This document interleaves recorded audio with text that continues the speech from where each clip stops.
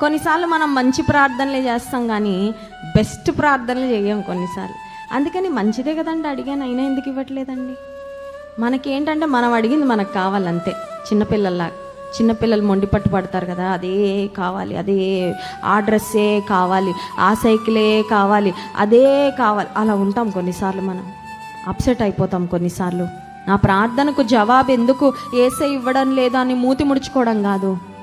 నేను అడుగుతానయ్యా, కానీ నేను పూర్తిగా నమ్ముతాను ఏమనంటే, ఒకవేళ నేను అడిగింది నువ్వు ఇవ్వకపోయినా నువ్వు ఇచ్చేది మాత్రం ఖచ్చితంగా శ్రేష్టంగానే ఉంటుంది. స్తోత్రం చెప్దాం, హల్లెలూయా. అది విశ్వాసం.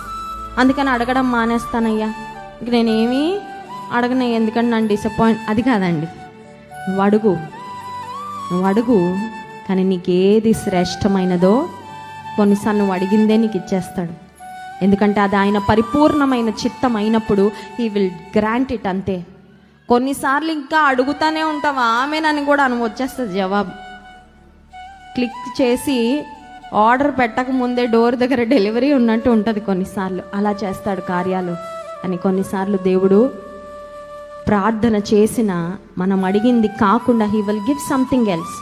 కానీ అది ఆయన ప్రణాళిక, అది మనకు